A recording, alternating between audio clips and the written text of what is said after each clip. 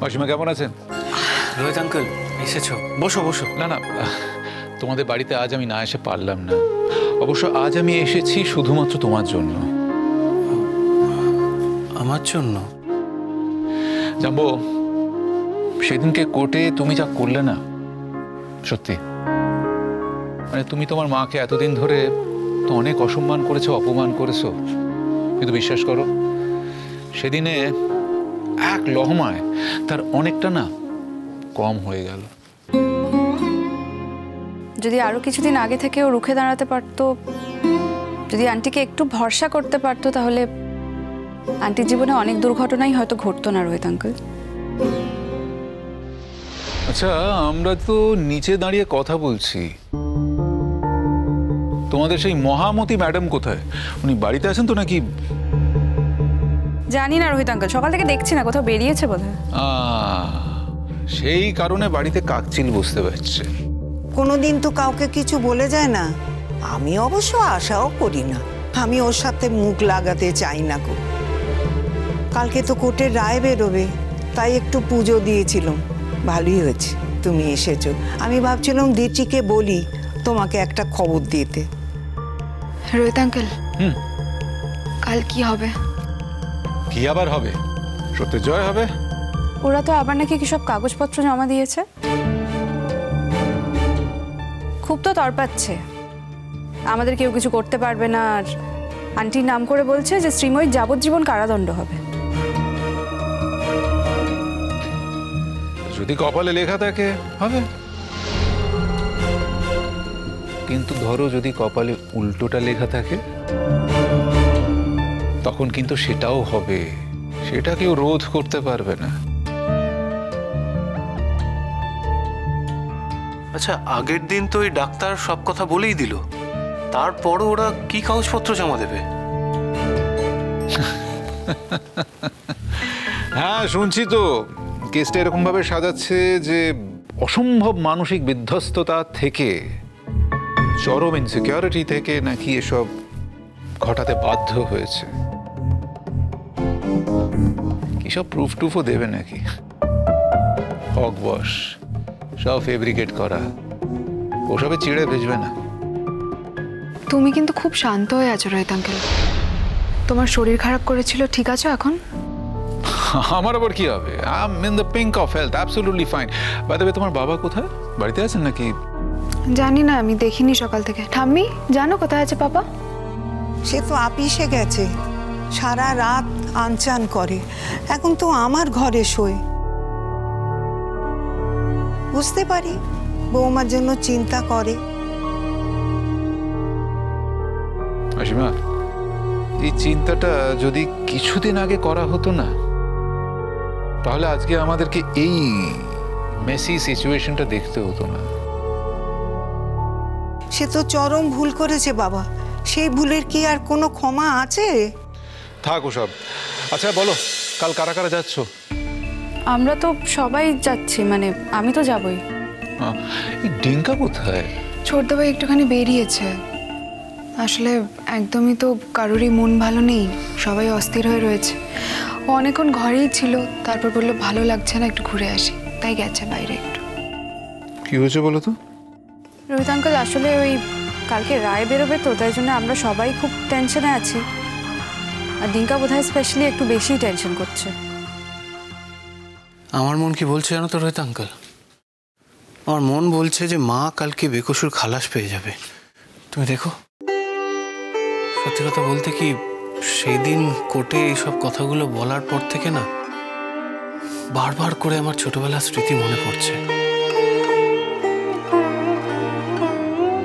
যতই চেষ্টা করছি সেগুলোকে ভুলতে পারছি না, যত মনে পড়ছে তত লজ্জায় কুঁকড়ে যাচ্ছি আমি। What have I done, Rohit uncle? কি করেছি আমি? কি সাংঘাতিক, তাই না? আমার মাকে কোনোদিন আমি মায়ের দাম দিইনি। তার থেকে বড় কথা, আমার মাকে কোনোদিন আমি মানুষ হিসেবে দাম দিইনি।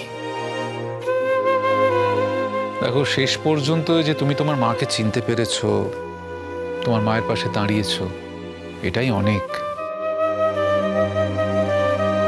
তুমি তোমার মায়ের জ্যেষ্ঠ সন্তান। সেদিনকে যেভাবে তোমার মায়ের হয়ে তুমি কোর্টে উত্তর দিয়েছ, তোমার মা যে মনে মনে কত শান্তি পেয়েছে তুমি বলে বোঝাতে পারবো না। দেখো, গত কয়েক মাস ধরে তোমার মায়ের উপর দিয়ে এত ঝড়ঝাপটা গেছে, কোনোদিন কিন্তু সেন্স হারাননি। সেদিনকে কিন্তু উনি কোর্টে সেন্স হারিয়েছিলেন। এবার বুঝেছো তো? বুঝেছি রোহিত আঙ্কেল, বুঝতে পেরেছি। তুমি দেখো, কথা দিচ্ছি, মা বাড়ি ফিরে আসার পর আমি মাকে কোনো রকম কষ্ট দেব না, মায়ের সঙ্গে কোনো রকম খারাপ ব্যবহার করব না। আমিও তো সেটাই বলছি বৌদি ভাইকে। কতবার বললাম, বৌদি ভাই, বর্দা ভাই তো এখন একদম ঠিক হয়ে গেছে, তুমি আর যাবে না তো? কিন্তু বৌদি ভাই কিছুই বলছে না রোহিত আঙ্কেল। তোমার বৌদি ভাই কোথায় যাবে? তোমার মা একবার ফিরে আসলে কি মনে করেছো তোমার বৌদি ভাইকে কোথাও যেতে দেবে? আমাদের সংসারটা আবার জোড়া লাগবে বাবা, তাতে তোমার ভূমিকা অনেকটাই। মাসিমা, আমার একার ভূমিকাতে কিচ্ছু এসে যেত না, আমার একার চাওয়াতে কিচ্ছু এসে যেত না। সবাই মিলে যদি না চাইতো যে তারা একসাথে থাকবে একই ছাদের তলায়, তাহলে কিন্তু এটা সম্ভব হতো না। এই যে পজিটিভ এনার্জির আদান প্রদান কখন হয় মাসিমা? যখন কয়েকজন মানুষ তারা একে অপরকে চেনার চেষ্টা করে, জানার চেষ্টা করে, একসাথে থাকার চেষ্টা করে, সমঝোতা করার চেষ্টা করে, তখনই তো কিছু মানুষ মিলে একটা পরিবারে পরিণত হয়, ফ্যামিলি, তাই না? আচ্ছা, পরিবারের কথা মনে পড়লো, আমাদের পরিবারের মাথা মেসোমশাই কোথায়? তোমার মেসোমশাই কারোর সঙ্গে কথা বলছে না, ওর সঙ্গেও কথা বলছে না, একবারে চুপচাপ হয়ে গেছে। বৌমা চিন্তা একবারে অস্থির হয়ে গেছে। বৌমা যদি ফিরে আসতে না পারে, কার কি হবে আমি সেটা বলতে পারছি না, কিন্তু তোমার মেসোমশাইকে বোধহয় আর বাঁচানো যাবে না কো।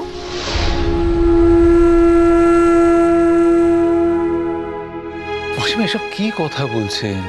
প্লিজ বলবেন না এসব অলক্ষণের কথা। মেসোমশাইয়ের কিচ্ছু হবে না, আর দেখবেন শ্রীময়ীও কাল একদম সুন্দরভাবে সুস্থভাবে বাড়ি ফিরে আসবে। রোহিত আঙ্কেল, তুমি কি কিছু হিন্ট পেয়েছো? হিন্ট পাওয়া কি সম্ভব? তাহলে এত শান্ত হয়ে এত কুল্লি কথাগুলো বলছো কি করে তুমি? জাম্বো, কোথাও না কোথাও গিয়ে তোমাকে কারো না কারোর উপর তো বিশ্বাস রাখতে হবে। আমাদের যদি প্রত্যেকের সত্যের উপর থেকে ভরসা উঠে যায়, তাহলে আমরা কিসের উপর ভিত্তি করে বাঁচবো, কি নিয়ে বাঁচবো? দেখো, আমার অভিজ্ঞতা বলে যে এই পৃথিবীতে বেশিরভাগ সময় কিন্তু সত্যেরই জয় হয়,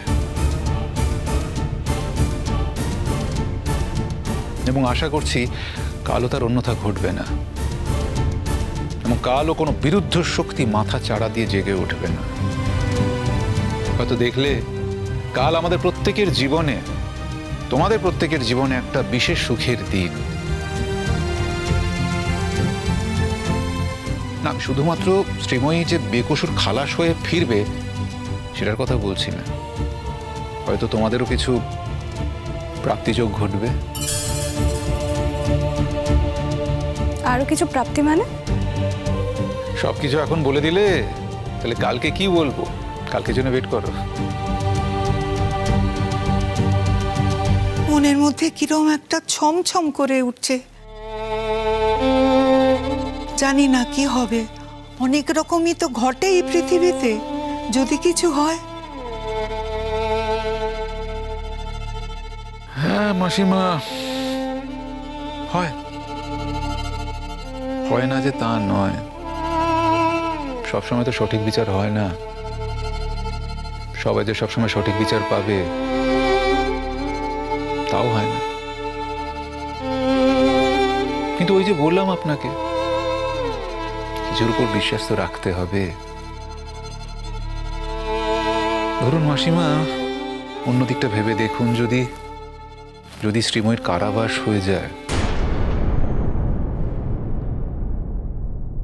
আমি তো কল্পনা পর্যন্ত করতে পারছি না। মানে কল্পনা করতে গেলে আমার না হাড় হিম হয়ে আসছে। তাই আমি আমার বিশ্বাসের উপর ভরসা করে বাঁচি। অন্তত আজ রাতটুকু বাঁচি, কালকে যা হবার আদালতে দেখা যাবে।